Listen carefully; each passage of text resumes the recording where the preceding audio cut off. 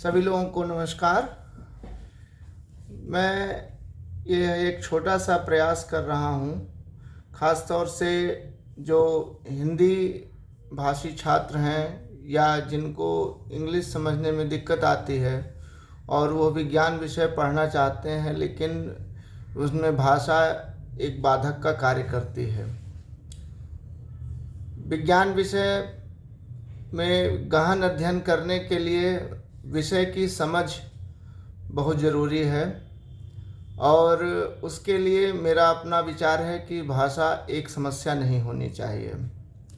अतः इस शुरुआत और इस प्रयास में मैं कितना सफल होऊंगा यह तो आप लोगों के ऊपर निर्भर होगा कि आप लोग कैसा मुझे प्रोत्साहित करते हैं। लेकिन मेरा यह प्रयास रहेगा कि ख़ास तौर से सेमीकंडक्टर्स या सेमीकंडक्टर फिजिक्स, विशेषतः जो बच्चे ग्रेजुएशन में हैं और जो पोस्ट ग्रेजुएशन में हैं और ख़ास तौर से ग्रामीण परिवेश से आने वाले बच्चे, जिनके लिए इंग्लिश की बुक्स और जो अच्छे मटेरियल जो भी उपलब्ध हैं, चाहे वह ऑनलाइन प्लेटफॉर्म पर हों चाहे वो बुक्स में हों,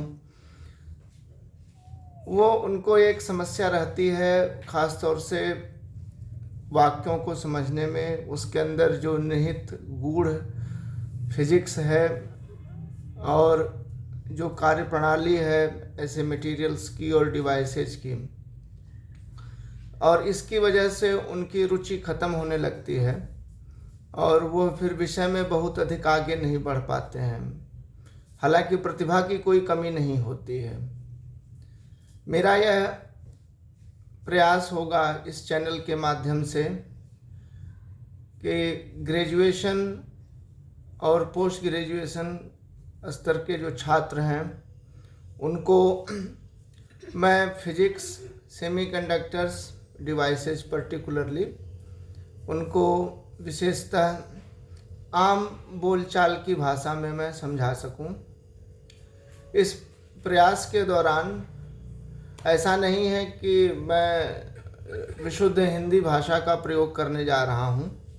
यह भाषा या जो कम्युनिकेशन है हमारा, यह आम तौर पर जो बोलचाल की भाषा होती है उसी में मैं अपनी बात रखने का प्रयास करूंगा।